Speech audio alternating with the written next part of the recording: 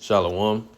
First and foremost, want to give all praises, honor, and glory to Yahweh, by Hashem Yahweh Shai, by Hashem Rakakradash. Double honors to the apostles and elders of GMS that rule well. Peace, love, and salutations to all the brothers out there pushing this word of sincerity and the truth. Shalom to the brothers, sisters, and children out there keeping this word of sincerity and the truth. Okay, I wanted to go into a quick lesson. Going into, this is an article that actually just popped up on my phone a couple hours ago, but it says, woman who broke the world record for largest afro on the need to celebrate natural hair. It's a lifestyle exclusive. And of course, it shows the Southern Kingdom woman. I'm assuming the Judite woman, but it could be Judah, Benjamin, Levi. It can be any of the tribes really, but more than likely it's gonna be Judah, Benjamin, or Levi. It just all depends on the father. But it just shows the so-called, black woman in her natural state. And what I wanted to go into is how this is finna come back into the earth. Natural, embracing the natural. And this, like I said, it was published November 22nd. So this was recent. All of this was recent. And she's a very beautiful and attractive woman. And I'm gonna, read a little bit of the article, get a picture, but I just wanted to come from the angle also that this is like the curse is being reversed, because I was intrigued and I was wondering how old she was, and I found out that she's 29, so she's fairly young and very, very beautiful. But this is going to be the norm for the majority, well, all our people, not majority, all of our people in the kingdom that's to come, the kingdom of heaven. The Southern Judite or the Southern Kingdom women will get all of their natural, all of Israel will get their natural beauty back. But the curses did hit the Southern Kingdom a little bit hard, the Southern Kingdom women a little bit harder when it comes to them not having their hair. But all of this is going to come back, so I'm going to read a little bit of it. It says, the things that make us different and unique should always be celebrated, said Jessica L. Martinez, whose afro measures over 6 feet.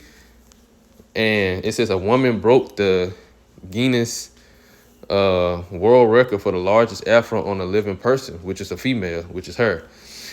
It says Jessica L. Martinez hair measures 11.42 inches tall, so almost 1 foot tall, 12.2 inches wide, so 1 foot wide, and 6 feet, 2.87 inches in circumference. So how far it go out? Like, god damn, 6 feet. But at the same time, this is a blessing. This is a part of the blessings that the Lord blessed the woman with. And we don't get to see the natural Southern Kingdom woman embracing a blessing that the Lord gave her with. This is your glory.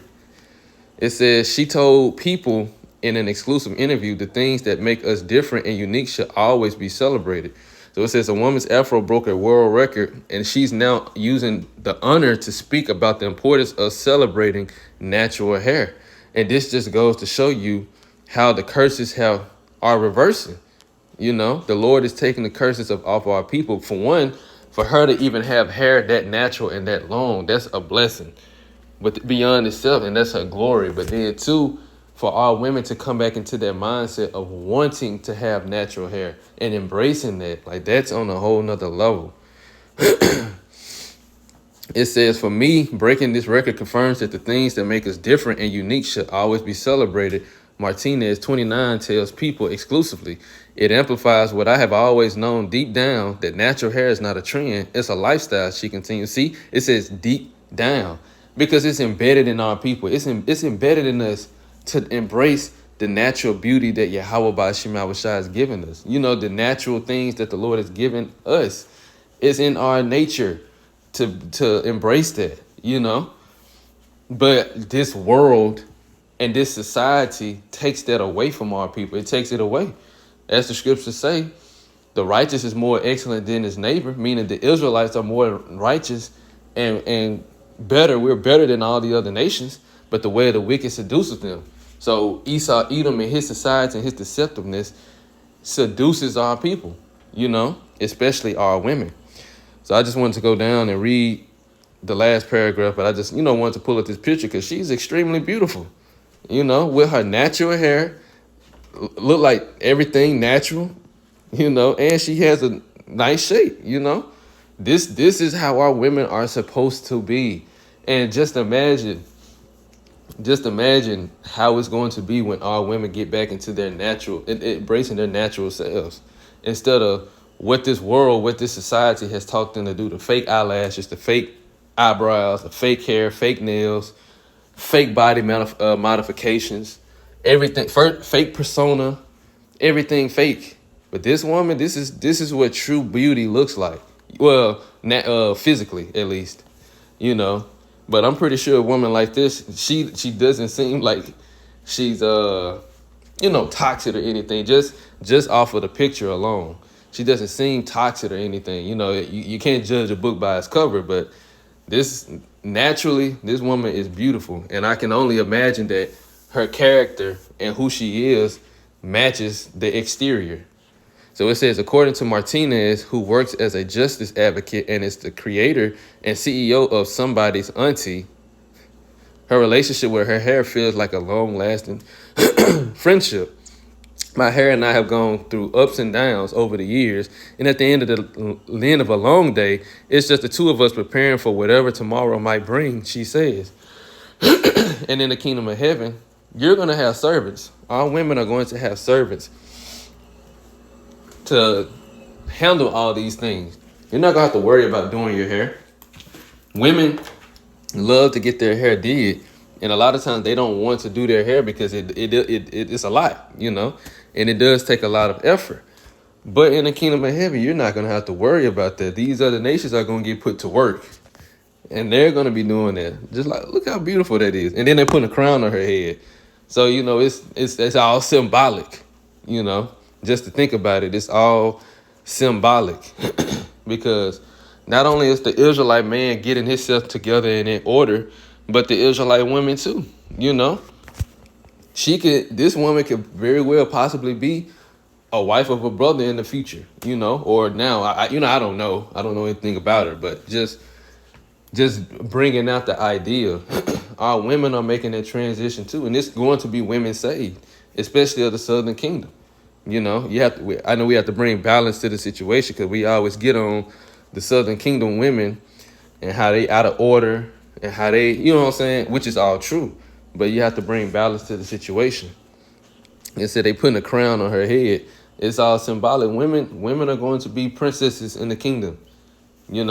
All Israelite women will be princesses, and this natural natural state and women embracing their natural, all of this is coming back in the kingdom of heaven, man. This woman is beautiful. I'm telling you, this woman she's beautiful.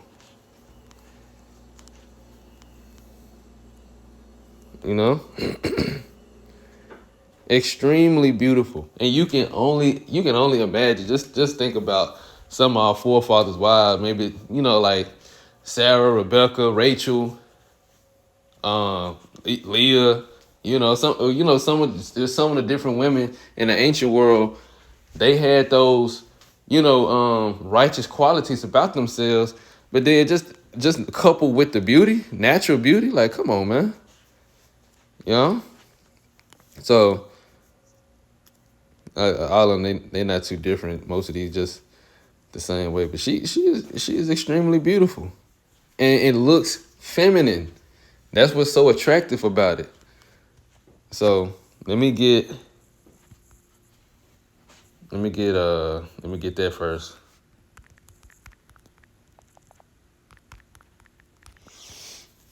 This is 1 Corinthians 11 and 15. And I'm going to just get it in different translations. It might say the same thing. Verse KJV.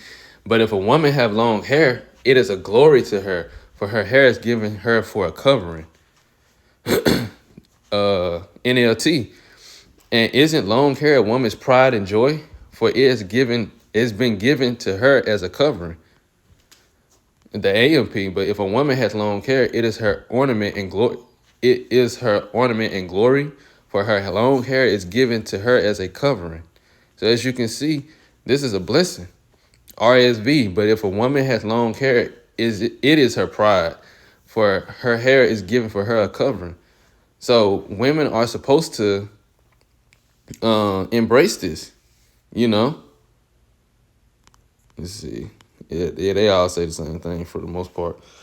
All this women going bald or cutting their hair low, man, that's not supposed. You ain't supposed to be doing that. You know, verse 14.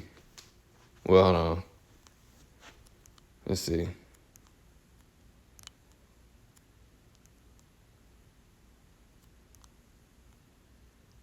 Where is that? Verse 6. AMP. If a woman does not cover her head, she should have her hair cut off. And if it is disgraceful for a woman to have her hair cut off or her head shaven, she should cover her hair. This society, this world tells you to embrace it. It says there is little doubt that this would appear disgraceful and embarrassing, but Paul is essentially providing his readers a simple way to determine for themselves if a woman should cover her hair while prophesying or leading prayer in church, which women don't lead prayer. But yeah, they definitely should have it, and they don't prophesy either. But women supposed to have their hair covered, especially amongst in general, they should have their hair covered unless they're at home with their man. You know, they should have, and especially praying. But like I said, there's little doubt that this would appear disgraceful and embarrassing. This world doesn't teach that. This world doesn't teach that. You know, and they're not embracing natural. You know, they're not embracing this. This is extremely beautiful. You know, they tell you that you can cut your hair off, and don't no man really want their woman to just cut their hair off, and they got low haircut ways or nothing like that. No, we don't want that. We want you to have your long, beautiful hair that the Lord has given you, a real man at least. So let me get Deuteronomy 28, verse 15. This is Deuteronomy 28 and 15. It says, "But it shall come to pass, if thou wilt not hearken unto the voice of the Lord thy God, to observe, to do all his commandments and his statutes, which I command thee this day, that all these curses shall come upon thee and overtake thee." Now jump down to verse 45. "Moreover, all these curses shall come upon thee and shall pursue thee and overtake thee till thou be destroyed, because thou hearkenest not unto the voice of the Lord thy God, to keep his commandments and his statutes which he commanded thee. And they shall be upon thee for a sign and for a wonder, and upon thy seed forever." So the Lord said, look, which we know the book of Deuteronomy is a book of blessings and curses. I mean, a chapter of blessings and curses. Deuteronomy 28 is a chapter of blessings and curses. But specifically, are women losing their natural hair, and especially it hitting the southern kingdom the most? That's a curse, and it's a sign of who we are, you know, who we truly are. Verse 47, "Because thou servest not the Lord thy God with joyfulness and with gladness of heart for the abundance of all things." Right. Now, I'm going to get Isaiah chapter 3. We'll just get straight to the point. This is Isaiah chapter 3.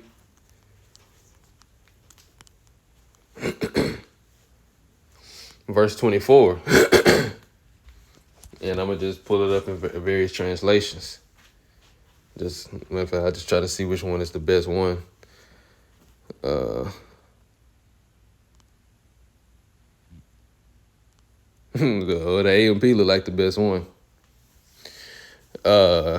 It says, "Now it come to pass that instead of sweet fragrance of spices, there will be the stench of rottenness. Instead of a belt, a rope. Instead of well-set hair, baldness." That has hit the Israelite woman, the southern kingdom especially, the hardest. Instead of well-set hair, baldness. Instead of clothes, a robe of sackcloth, and branding of captives by the scorcher's heat instead of beauty. In the KJV, it says the same thing. Instead of well-set hair, baldness. I didn't even realize it. Instead of well-set hair, baldness. But now the Lord, the LSB, now it would be that instead of sweet perfume, there would be the smell of rot instead of a belt, a rope, instead of well set hair, a plucked out scalp. See, a plucked out scalp, and a lot of our women have had had to go through that.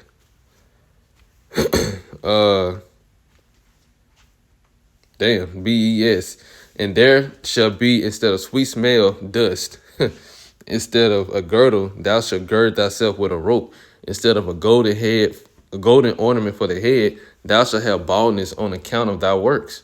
See, you shall have baldness on account of thy works. So because of the curses, because of our disobedience, the Lord brought these curses on us. But it's a beautiful thing to see all women, especially the Southern Kingdom woman, embracing this. And there's more women embracing their natural hair than just this woman. She just being recognized for it. But in the kingdom of heaven, this is going to be standard for every Southern Kingdom Judite woman, Northern Kingdom woman especially too, to embrace the natural, what God has given them, what Yahweh Shema has given them. And it would no longer be a curse to hold them back, from achieving this. So I guess I'll end it on that. Yep. This is Deuteronomy chapter 28, verse 1. And it shall come to pass, if thou shalt hearken diligently unto the voice of the Lord thy God, to observe and to do all his commandments which I command thee this day, that the Lord thy God will set thee on high above all nations of the earth, and all these blessings shall come on thee and overtake thee, if thou shalt hearken unto the voice of the Lord thy God. So this will become the norm amongst the entire nation of Israel in the kingdom of heaven, all women embracing their natural hair, and every Israelite woman will have access to long hair, long, beautiful hair, their own long, beautiful hair. And no longer will these other nations make merchandise off our women, selling them fake, synthetic, or even human hair that's been offered to another god. All of that will be done away with. And all these curses will be taken off our people, and all the blessings will overtake us now and forever. Well, at that point, until forever. So, Lord will, this is an edifying lesson. I want to give all praises, honor, and glory to Yahweh, by Hashem Yahweh Shai, by Hashem Rakak Radash. Double honors to the apostles and elders of GMS that rule well. Peace, love, and salutations to all the brothers out there pushing this word of sincerity and the truth. Shalom to the brothers, sisters, and children out there keeping this word of sincerity and the truth. And until next time, shalom.